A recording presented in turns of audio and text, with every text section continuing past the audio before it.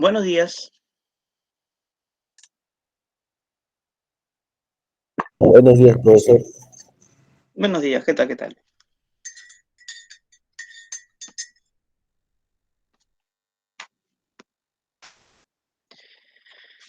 Bien, siendo las 8 de la mañana, comenzamos la clase. Ya estoy grabando. En el chat les voy a dejar las claves de la semana anterior para que ustedes puedan corroborar con sus respuestas. Me dispongo entonces a compartir pantalla. Un momento, por favor.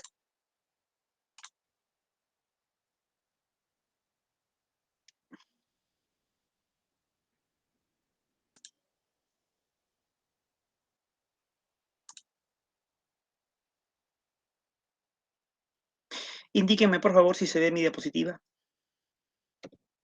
Sí, profesor. Listo, entonces comenzamos. Bien, estamos ya en la semana 7. Nos toca ver el tema de filosofía del siglo XIX. Los filósofos que veremos el día de hoy son Comte, Marx y Nietzsche. El positivismo, corriente filosófica, ¿no?, que se desarrolla básicamente en el siglo XIX, ¿no?, y tiene una influencia en las primeras décadas del siglo XX, ¿no? Se llama positivismo por el concepto de positivo que hace referencia a lo cierto, a lo útil, a lo real, ¿no? Pues para el positivismo, el mundo de los hechos es el único mundo real. La ciencia es el único conocimiento viable, ¿no? Rechaza la metafísica porque es una disciplina o conjunto de disciplinas que no estudian el mundo de los hechos, sino es meramente especulativa. Y a partir del desarrollo de la ciencia se confía en un desarrollo de la sociedad, en un progreso. Estas son las características principales del positivismo. El positivismo fue una corriente importante en el siglo XIX y tuvo también importantes representantes. Por ejemplo, tenemos a Henry de Saint-Simon, John Stuart Mill, Herbert Spencer, Auguste Comte. Nosotros el día de hoy tan solo vamos a hablar de Auguste Comte.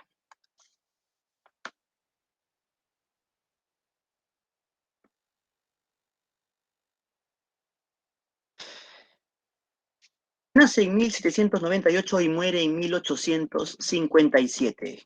Fue filósofo y matemático francés, considerado el padre del positivismo, además de ser el padre de la sociología, ¿no?, el fundador de la religión positiva.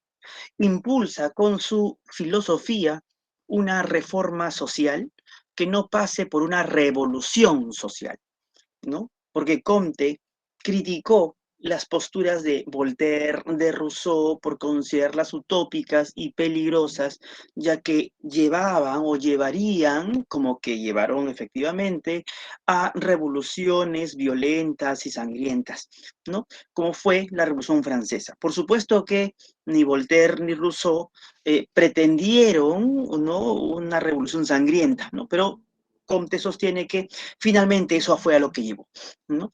Entonces, Comte, ¿no?, es un reformador social, ¿no?, que considera que todo cambio, todo progreso debe pasar por el desarrollo de la ciencia, ¿no? Entonces, por eso es que su positivismo reivindica notablemente el saber científico. El lema del positivismo de Comte es el amor por principio, el orden por base, el progreso por fin. De ahí que, sintetizado, ¿no?, su lema sea, de manera sintetizada, orden y progreso.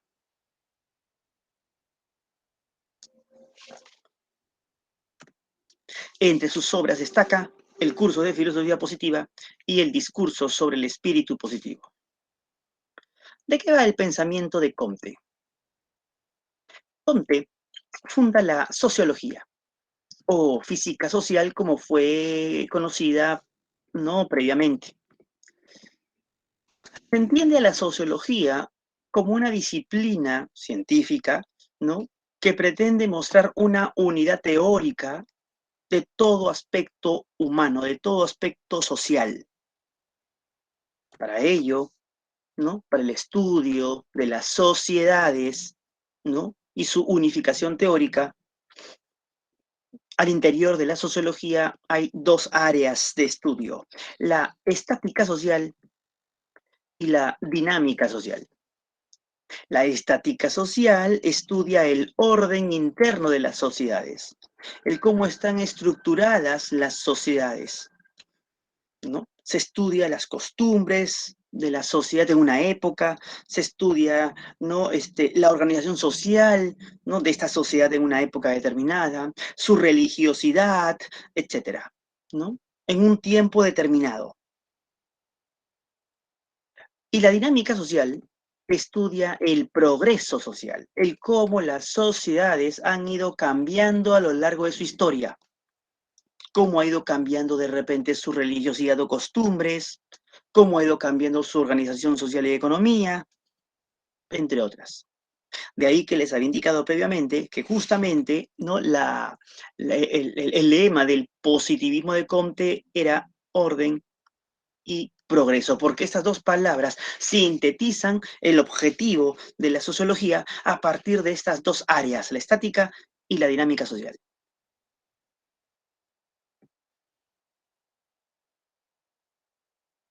Parte la sociología comtiana de dos principios. El primero es conocido como la ley de los tres estadios y luego la clasificación de las ciencias. La palabra es estadio. Estadio, ojo, no estadio. Estadio significa, entre otras acepciones, estado, em, se me fue. Ley de los tres niveles, ¿no? Momentos, ¿no? Momentos. Ley de las tres etapas. Ley de los tres periodos. Es lo mismo, ¿ah? Es lo mismo. Disculpen la laguna anterior, ¿no? Ley de los tres estadios, o ley de los tres niveles, o ley de los tres momentos, etcétera. Esta ley dice lo siguiente, ¿no? El desarrollo del pensamiento humano y por ende del pensamiento social pasa por estos tres niveles o estadios. ¿Cuáles son estos? El estadio teológico 1, que a partir de basarse en la fe o en la creencia, considera que hay espíritus, dioses o Dios que nos permite comprender y entender y explicar todo lo que acaece en la naturaleza. Este estadio teológico o religioso, lo voy a colocar aquí, también llamado religioso, también llamado ficticio, ¿no? También lo voy a colocar aquí.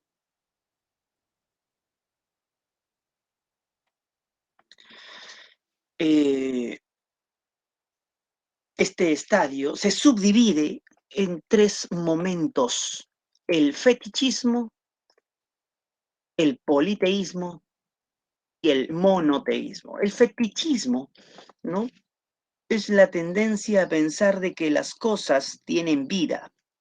El fetichismo, pues, es una especie de animismo, lo voy a colocar aquí, que todo tiene alma. Y se explica en la naturaleza justamente por esta vivificación de toda la materia. El politeísmo es la creencia a partir de la cual existen dioses que explican todo lo que acaece. Y el monoteísmo es la creencia según la cual toda esa espiritualización o deidificación de la naturaleza es tan solo manifestación de un único Dios. Lo cierto es que dentro de este periodo no teológico, se dan estos tres momentos, fetichismo, politeísmo y monoteísmo, de una manera progresiva. Hay un progreso, un desarrollo que va desde las creencias en meros espíritus hasta la creencia, perdón, pasando por la creencia en los dioses, llegando finalmente a la creencia en un único Dios. Todo eso es el estadio teológico religioso. Un desarrollo de la creencia humana a partir de la fe. Pero la mente humana se sigue desarrollando y con ello las sociedades. Y pasamos al estadio metafísico. Al estadio metafísico, ¿no? O estadio filosófico, como también le llama Comte, o abstracto, así también le llama. En donde no es la fe, sino la razón especulativa, ¿no? La lógica racional, la que va a permitir, ¿no?, explicar la naturaleza y explicar todo lo que acaece. Aquí es cuando aparece la filosofía, dejando de lado las tradiciones religiosas para dar cuenta del mundo. Por ejemplo, un Tales que empieza a decirnos que ningún dios ha creado el mundo, sino que el mundo finalmente tiene origen en una sustancia material como el agua, ¿no? O cuando aparece un Platón, ¿no?, que nos dice las ideas, eso es la causa del mundo material. Y los filósofos que hemos visto, ¿no? Se deja de lado lo religioso para atender a lo racional. Pero, como ya hemos visto en algunos filósofos, la razón puede decir una y otra cosa. Por lo tanto, Comte observa que la razón humana, y con ello la investigación del mundo, ¿no?, y de la sociedad, pasan a un tercer estadio, el estadio positivo. El estadio positivo o estadio científico,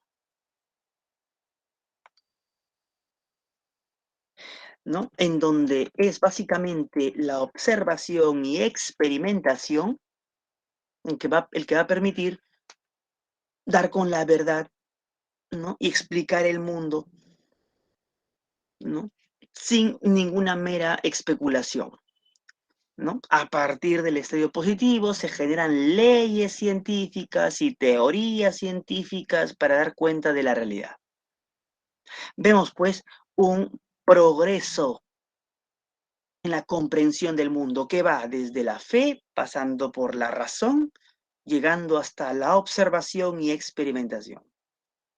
Eso no significa, cuidado, eso no significa que en el estadio científico positivo se deje de lado la fe, perdón, se deje de lado la razón, ¿no? La razón también está aquí, solamente que para dar con la verdad se necesita observar o experimentar aquello que la razón ha lanzado como hipótesis.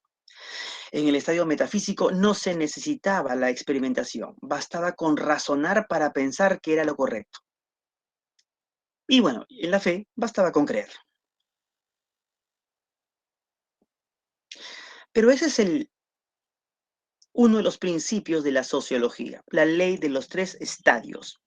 La clasificación de las ciencias, que es el otro principio, ¿no?, implica ordenar el conocimiento que hasta ese momento, siglo XIX, que es la época de Comte, se había desarrollado, ¿no? Las ciencias, tal y como la comprendemos, es las ciencias de Comte, ¿no? O sea, lo que Comte comprende por ciencia es lo que finalmente comprendemos hoy. Recuerda que Comte es un hombre del siglo XIX. Y él lo que va a hacer es clasificar, ordenar las ciencias generales bajo el criterio de complejidad y dependencia. Es decir, desde la menos compleja hasta la más compleja de todas ellas. Desde la menos dependiente o la que es independiente hasta la más dependiente de todas ellas. Así, coloca en la base de su clasificación a la matemática. A la matemática básicamente porque es una ciencia que para su desarrollo no necesita de datos empíricos. La matemática es una ciencia abstracta, ¿no?, o que estudia entes abstractos, así que no se necesita de datos empíricos, por ende no se necesita ¿no? Para el desarrollo de la matemática, sentidos, ¿no? Los sentidos, es decir, un ciego, un sordo, un manco, un mudo, bien podrían desarrollar matemáticas sin ningún problema, ¿no? Eh, la matemática no necesita de instrumentación, por el contrario, la instrumentación necesita de ella, pero no la matemática de la instrumentación, ¿no? Y además la matemática es una ciencia independiente, ya que no necesita de otras ciencias auxiliares, ¿no? La matemática se basta por sí misma. Debido a esta característica propia de la matemática, ¿no? Es que ella se desarrolló ya como ciencia hace 2500 años, de la mano de Tales, de la mano de Pitágoras, de la mano de Euclides, de la mano de Arquímedes, entre otros, ¿no? En ese sentido, la matemática es la menos compleja de todas las ciencias porque no te pide tantos requisitos para que pueda desarrollarse. Y claro, es la que es independiente, no necesita de ninguna otra, ¿no? Bien, bien. Al decir que la matemática es la menos compleja de todas las ciencias, no estoy diciendo que es una ciencia fácil. Ojo, cuidado. Todos sabemos que la matemática no es una ciencia fácil, ¿no? Llega a grandes aspectos de complejidad, de dificultad, ¿no? De dificultad, ¿no? Pero, ¿no? Para su desarrollo no necesita de mayores condiciones, ¿no? Basta una mente lúcida para que se desarrolle. Bien, bien. Entonces, cuidado con confundir simplicidad con facilidad, no son sinónimos. Tuvimos que esperar 2000 años aproximadamente para que una ciencia general aparezca nuevamente, ¿no? Y tenga el nombre de ciencia tal y como la comprendemos hoy. Estamos hablando de la astronomía. La astronomía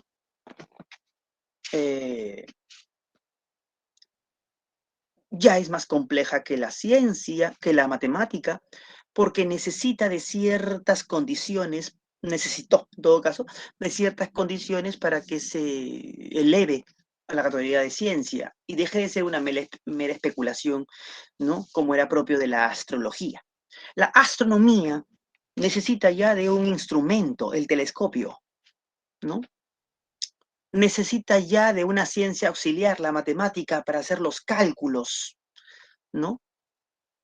Necesita de datos empíricos, ver el sol, la luna, las estrellas, los planetas, ver. Un ciego no hubiera desarrollado, no hubiera podido desarrollar astronomía, era imposible, ¿no? Por todas estas razones es que la astronomía, ¿no? Demoró mucho más después de las matemáticas para que se consolide como una ciencia, ¿no? Luego tenemos a la física. La astronomía se consolida como ciencia en el siglo XVII, básicamente con las leyes de Kepler. Luego tenemos a la física, quien se consolida como ciencia entre el siglo XVII y XVIII con la obra de Newton. Newton es el gran artífice de la física como ciencia, pues con su trabajo une el movimiento de la mecánica celeste, cuyas leyes había propuesto Kepler, con el movimiento de la mecánica terrestre, cuyas leyes había propuesto Galileo, ¿no? Entonces, antes de Newton se pensaba que había leyes para los cielos y leyes para la tierra. Hoy sabemos que no es así. Y eso lo sabemos básicamente por la síntesis que logra hacer Newton, consolidando así a la física. La química demorará un poquito más, básicamente en el siglo XVIII, con la obra de Lavoisier, con la obra de Mendeleev, entre otros, en donde la química deja de ser alquimia, ¿no? En donde la química logra una nomenclatura ordenada y logra predecir, propio de toda ciencia madura. La química estudia la materia, su composición, los elementos que la componen, y se divide en dos grandes ramas, la química inorgánica y la química orgánica. La química orgánica estudia al elemento carbono, y lo estudia básicamente porque el carbono es el elemento que hace posible la vida tal y como la conocemos. Pero la química orgánica no estudia la vida, estudia al elemento que la hace posible tal y como la conocemos, ¿no?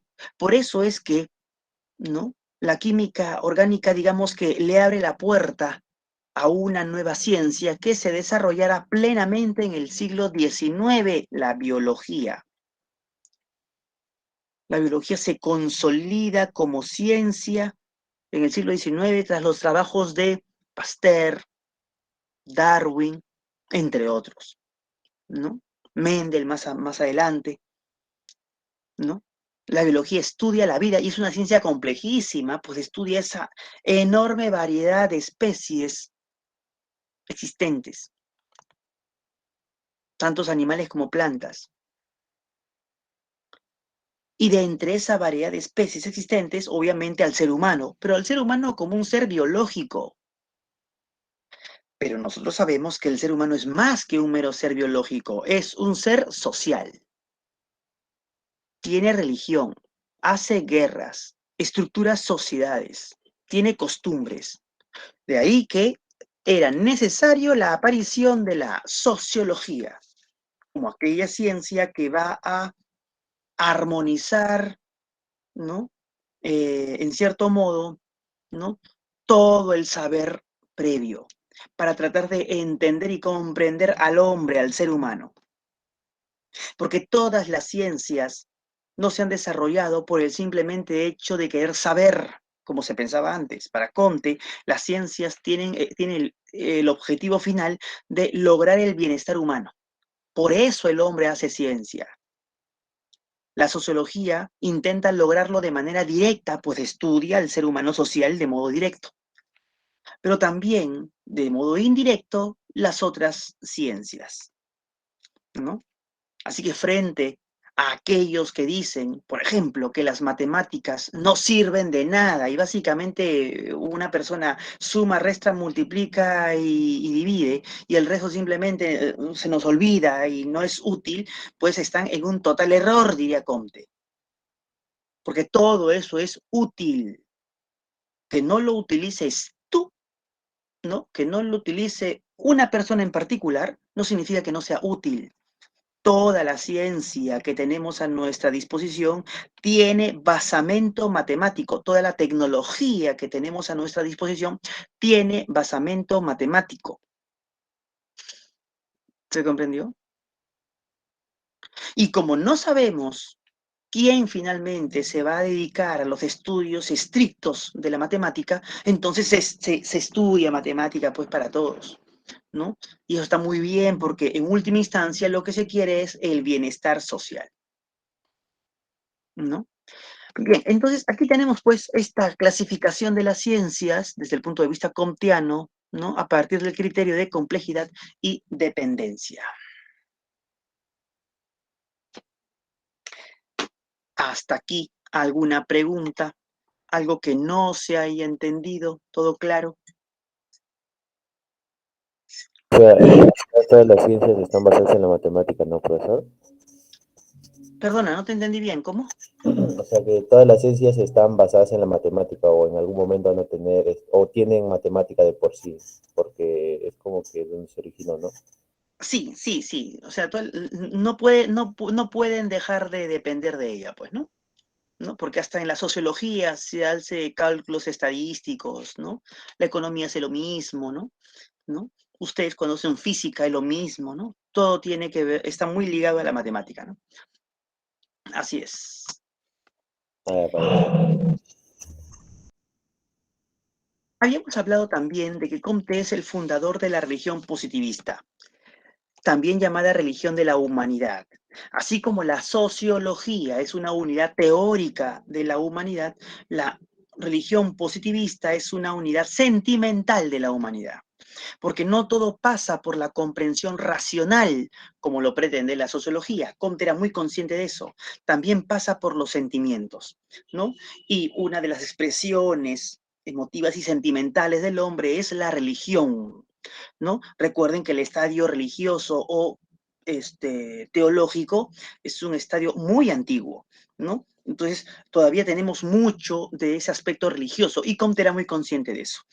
Así que él pretende o quiere reemplazar, en cierto modo, esas religiones, ¿no? Solamente basadas en una estéril fe, en una religión positivista que tenga una trinidad, así como emula al catolicismo, en la que haya el gran ser, que el gran medio y el gran fetiche, ¿no? O la gran cosa material, si gustas. El gran ser es esa nueva deidad, que vendría a ser la humanidad en su conjunto.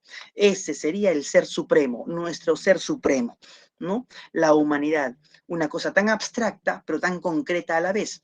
Abstracta porque la humanidad es el conjunto total de seres humanos que existen, que existieron y que existirán, y concreta a la vez porque tú y yo pertenecemos a ella.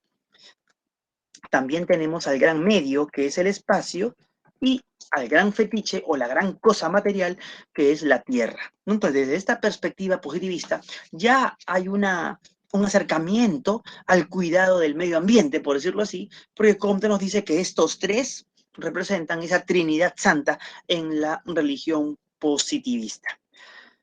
El sentimiento de unión es el amor hacia todos los hombres, ¿no? El objetivo de la religión positivista es transformar la sociedad de la mano también, obviamente, de la ciencia.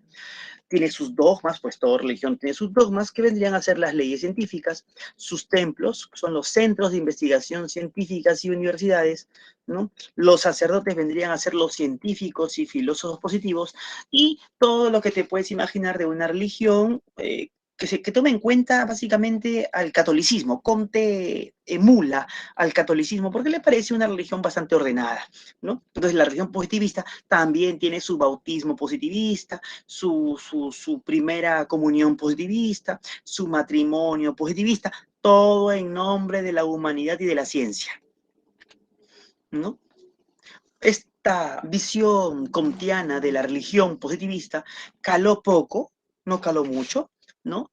Lo que caló más fue su sociología, eso sí, ¿no? Eso sí, muchísimo, pero la religión positivista caló poco, ¿no? Algunos países como México y Brasil adoptaron esta religión positivista, ¿no? En un tiempo, ¿no? Estuvo muy influenciado, incluso en Brasil actualmente existe el único templo positivista en el mundo, ¿no? Que es un templo, ¿no? El altar dice en madera humanidad y hay flores, ¿no? Los bustos no son de ángeles ni de santos, son de personas de la humanidad que le han dado un bien en materia de ciencia, en materia de literatura, en materia de arte, ¿no? En materia de filosofía, ¿no? Y es una misa, ¿no? No leen la Biblia, como comprenderás, ¿no? Leen libros de historia, ¿no? Por ejemplo, ¿no? O libros de ciencia, ¿no? Bueno, fragmentos, ¿no? Así como en la misa se lee fragmentos de la Biblia y el sacerdote explica, ¿no? A partir de ese fragmento, lo mismo en las iglesias positivistas, en la iglesia positivista, la única que queda abierta al mundo, que queda en Brasil, todos los domingos hay misa, ¿no? Y ahí uno puede ir libremente, ¿no? A escuchar una homilía basado en la ciencia, ¿no? Así que si tienes alguna vez la oportunidad de irte a Brasil, si es que no lo has hecho ya, puedes pasarte por Sao Paulo, creo que queda en Sao Paulo, este, este templo positivista, ¿no? Porto Alegre, si mal no me equivoco, en la zona de Porto Alegre. Lo pueden buscar en internet, ¿eh? Ahí están las fotografías, ¿no? De la religión positivista, ¿no? Bien, bien. Continuamos entonces. Karl Marx.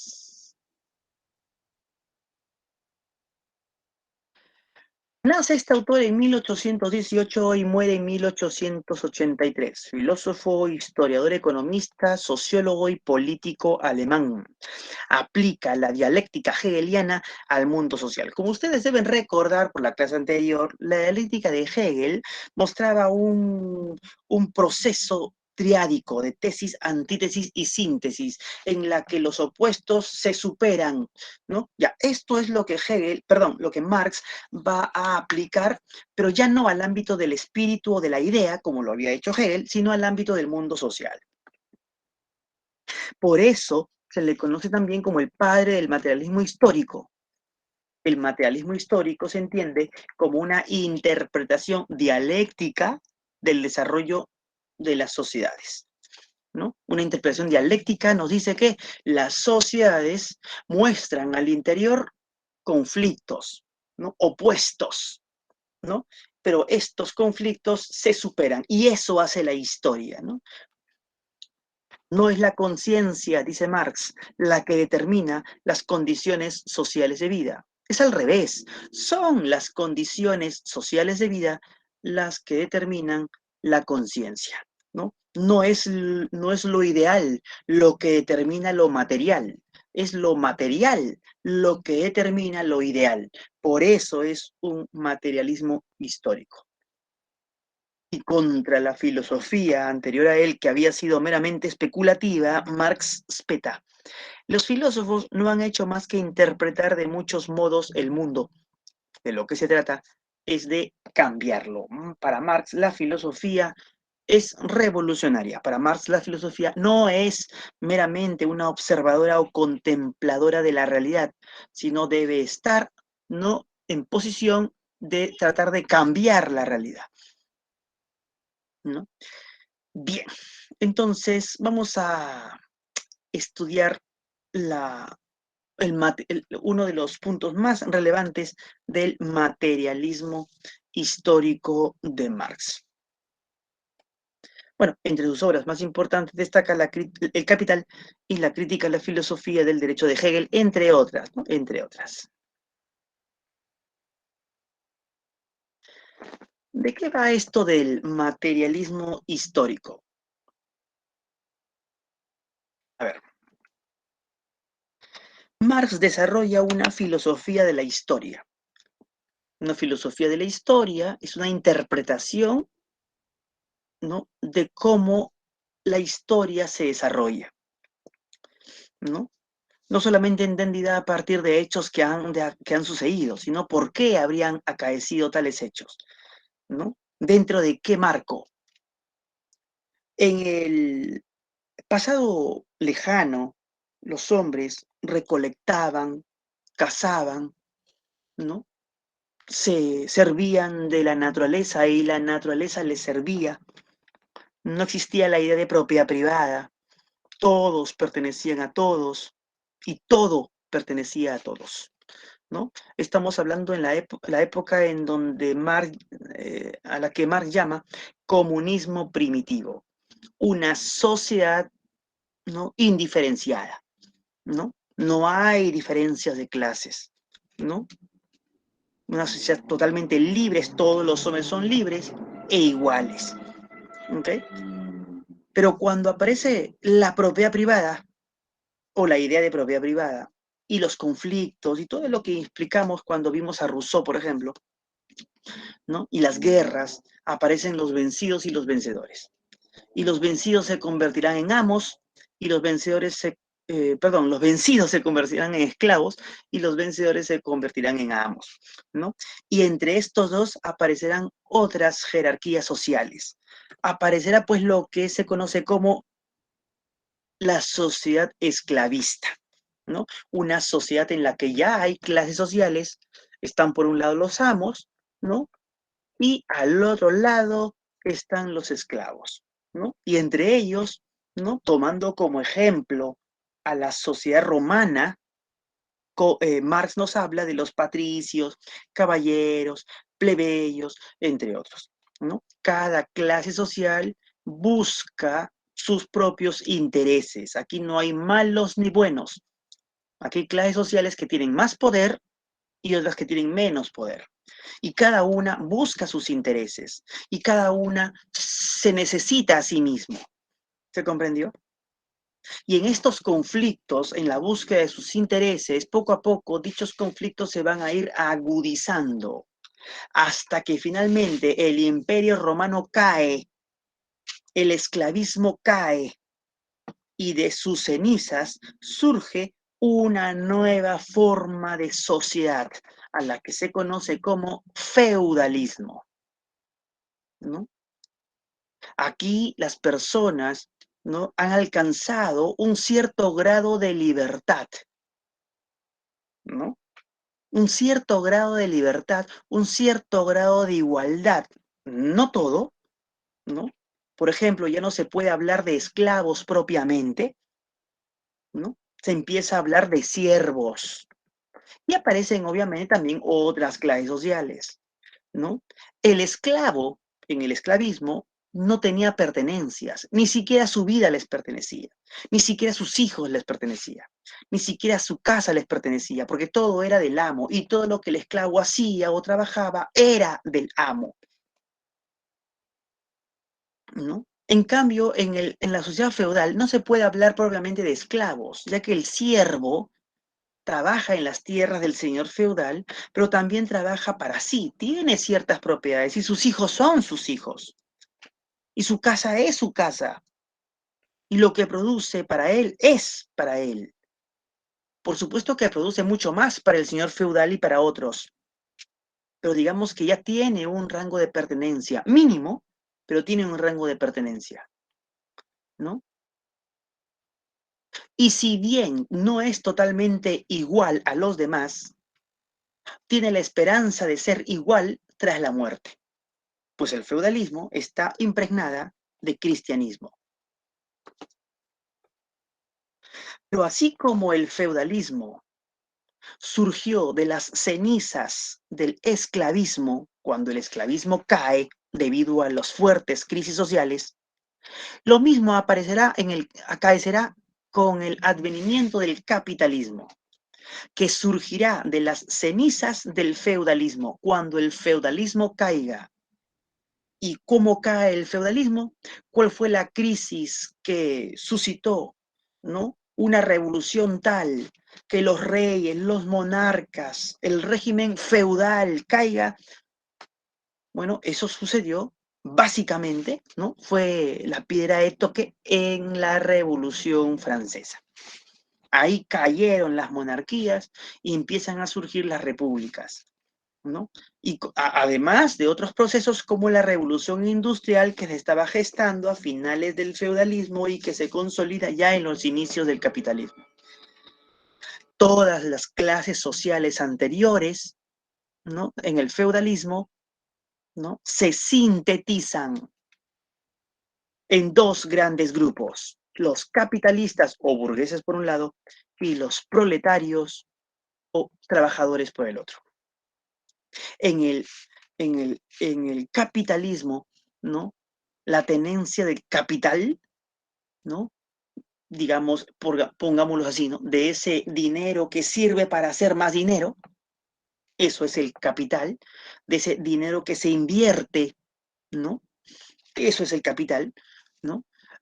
Hace que haya un grupo minoritario de personas que forman parte de este sector, de esta clase social, y un grupo mayoritario de personas que tienen básicamente su fuerza de trabajo, que serán los proletarios, los trabajadores asalariados, esos son los proletarios, ¿no? Pero así como en el esclavismo hubo conflictos que llevó hacia el feudalismo, así como en el feudalismo hubo conflictos, ¿no? Porque al haber clases sociales diferenciadas hay conflictos, llevó al capitalismo. Lo mismo, ¿no? En el capitalismo también hay conflictos de clases, porque los capitalistas son de una clase y los proletarios de otros. Y claro, si la historia nos ha demostrado que nos pasamos de sistema de producción distinto, entonces Marx prevé una nueva sociedad a futuro, la sociedad comunista, en donde las clases sociales se sintetizarán no habiendo ya clases sociales, ¿no? Volviendo a una sociedad sin clases y logrando esa igualdad, ¿no? Que no lo garantiza una sociedad clasista. Y obviamente una igualdad de oportunidades, desaparece el Estado, porque para Marx el Estado es el garante de la desigualdad, ¿no? Mostrándose de este modo los distintos modos de producción que desde la perspectiva marxista se han dado a lo largo de la historia. Modos de producción que manifiesta la historia. Para Marx, la historia es la historia de la lucha de clases. Por ende, la historia comienza cuando aparece el esclavismo y termina cuando desaparece el capitalismo. Si la historia es la historia de la lucha de clases, entonces en el comunismo primitivo no podemos decir que hubo historia, pero tampoco podemos decir que habrá historia en el comunismo. ¿Se comprendió? Porque la historia para Marx es la historia de la lucha de clases y solamente ha habido lucha de clases en el esclavismo, en el feudalismo y en el capitalismo, ¿no? La historia, pues, es la búsqueda de esa libertad y de esa igualdad, ¿no? Y por ende, se consolida también, pero desde una perspectiva distinta, la idea de progreso. Recuerden que Comte también nos hablaba de progreso, ¿no? Pero Marx también nos habla de progreso desde una perspectiva distinta. Comte nos hablaba de un progreso a partir del desarrollo de las ciencias, Marx nos habla de un progreso a partir de la lucha de clases.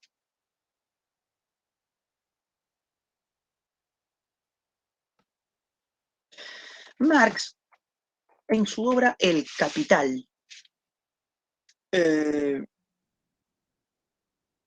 analiza al capitalismo, al sistema de producción capitalista. ¿Por qué? Porque es el sistema imperante, es el sistema económico de su época, ¿no? Es el que se está desarrollando con creces en Inglaterra. Marx es alemán, pero él cuando va a Inglaterra queda sorprendido del sistema de producción inglés, ¿no? Y se da cuenta que todas las sociedades que todavía no son capitalistas van a pasar por ahí. Para la época de Marx, Alemania todavía era semifeudal y otros países europeos todavía eran semifeudales, ¿no?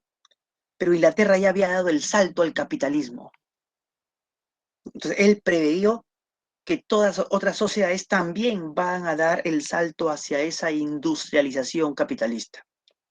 Por eso analiza, ¿no?, pormenorizadamente el capitalismo inglés de la primera mitad del siglo XIX. Y esa básicamente es su obra El Capital, un análisis pormenorizado de la sociedad y capitalismo inglés de la primera mitad del siglo XIX, ¿no? Y en ese análisis va a desarrollar algunos conceptos, los mismos que vamos a ver aquí. El concepto de plusvalía, un concepto en economía que Marx usa y toma para hablar de ese trabajo no remunerado al trabajador, ¿no? La plusvalía es ese resto que debería pertenecerle al trabajador, pero que no llega a sus bolsillos, ¿no? Es el plusvalor.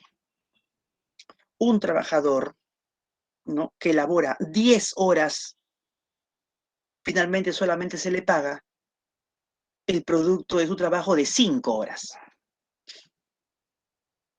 Esas 5 horas restantes es lo que se llama plusvalía. Y se le paga simplemente para mantenerlo con vida y con cierta salud y para que siga trabajando, pero también para mantenerlo en la pobreza, ¿no?, sin mayores expectativas de desarrollo. Y los otros 5, la ganancia de las otras 5 horas, ¿no?, van a los bolsillos del capitalista, ¿no?, enriqueciéndolo y alejándolo de la clase social proletaria, ¿no? Profesor, Dime. la plusvalía es como si se está trabajando, está haciendo horas extras, pero esas horas extras no te pagan. No le O- llama horas extra, ¿no? No es llamado horas extras, pero podrías entenderlo así, ¿no? O sea, yo soy un capitalista y te contrato a ti, vamos a suponer. Y yo te digo, mira, tú vas a trabajar 10 horas. Por esas 10 horas te voy a pagar, qué sé yo, pues, ¿no? Vamos a poner, ¿no?, 50 soles, ¿Ok? O sea, yo te voy a decir, tú vas a trabajar 10 horas y yo te voy a pagar 50 soles, ¿no? Pero y tú trabajas las 10 horas y yo te pago los 50 soles.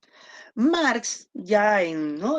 Lo que hace es analizar esa contratación, digamos, y se da cuenta de que lo que tú has trabajado en 10 horas supondría un pago de 100 soles, pero el contrato que tú has hecho conmigo es para pagarte 50 soles, ¿no? Entonces tú crees que yo te estoy pagando bien, ¿no?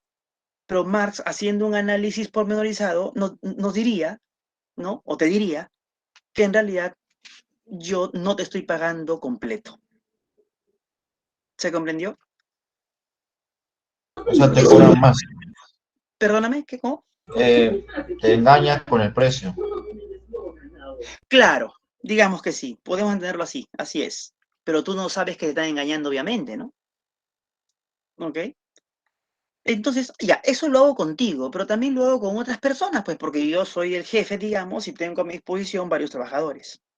Entonces, claro, yo me voy haciendo más rico, ¿no? De más plata, y a ti te mantengo en un nivel bajo.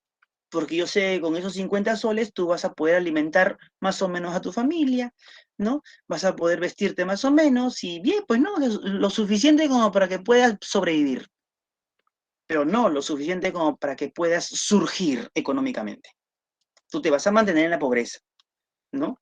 Y yo me voy a hacer cada vez más rico. Más o menos esa es la idea. ¿Se comprendió?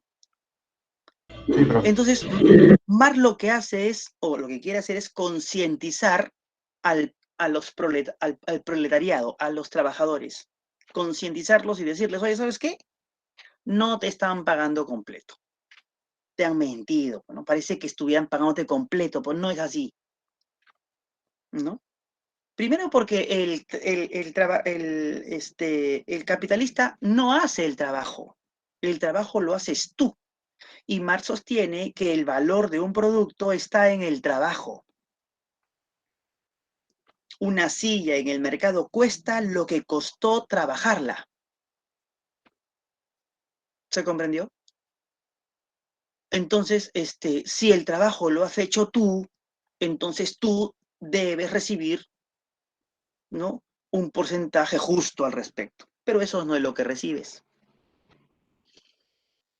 ¿no? Eso es la plusvalía, ¿no? El trabajo no remunerado. La alienación del hombre, ¿no? Tú estás trabajando como si fueras, tú estás siendo tratado, perdón, como si fueras una mercancía. Así como cuando vas al mercado te ofrecen un producto por un precio, igualmente, ¿no? Cuando estás trabajando en una fábrica, tú ofreces tu trabajo por un precio. Entonces estás siendo tratado como una mercancía, el trabajador, ¿no? Está siendo tratado como una mercancía que ofrece su trabajo a quien le pague más, porque tú eres libre. Aquí en el capitalismo hay libertad. Si tú no quieres trabajar conmigo, te vas de mi fábrica. Tú no eres mi esclavo. ¿Se comprendió?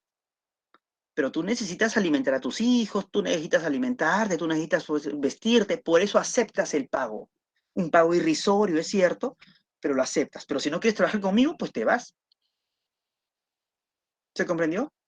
Eso se llama alienación del hombre. Alien significa extraño. El hombre mismo no se ve como un ser humano, sino como una mercancía que se ofrece. Y también está la alienación del trabajo. Alienación, recuerda, significa extraño. Tu trabajo se hace extraño a ti mismo. Tú trabajaste en ese producto, pero no te pertenece. Me pertenece a mí, que soy el dueño de la fábrica. A mí que no trabajé en ese producto,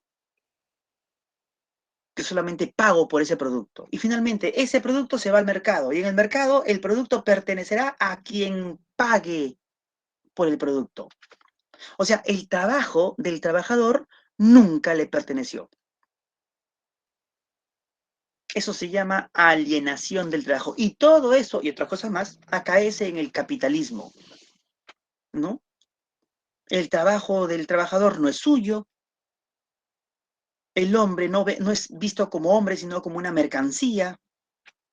y el pago es injusto, entre otras cosas más, ¿no? Por eso es que frente a todas estas injusticias, el capitalismo, dice Marx, va a generar en su seno una revolución, una crisis que lo llevará indefectiblemente al comunismo. Pues así como hubo crisis en el esclavismo y pasamos al feudalismo, y así como hubo crisis en el feudalismo, pasamos al capitalismo, igualmente, si en el capitalismo hay crisis, y la hay, pasaremos al comunismo. En el comunismo ya no habrá crisis. ¿Por qué? Porque será una sociedad sin clases sociales y por lo tanto no habrá una que sea mayor que tenga mayores privilegios que otra. Habrán desaparecido las clases sociales. Bueno, esa es la idea que se tenía, ¿no? Bien, jóvenes, son 8:50. Nos vemos el miércoles para continuar y cualquier pregunta que tengan al respecto sobre esta clase lo pueden plantear la próxima clase, porque ahorita ya no hay tiempo y su profesor va a entrar. Nos vemos entonces. Cuídense. Chau.